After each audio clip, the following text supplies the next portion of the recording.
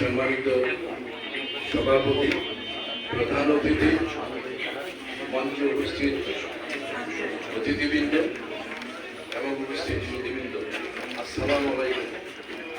আমাকে অনুভূতি প্রকাশ করার জন্য বলেছেন। সত্যি কথা বলতে কি, যেগুলো পুরস্কার আর স্বীকৃতি লেখক মনকে আনন্দ দেয়, এই ভাবনা বলে বোঝানো যাবে না, সুখকর অনুভূতি নিয়ে আসে।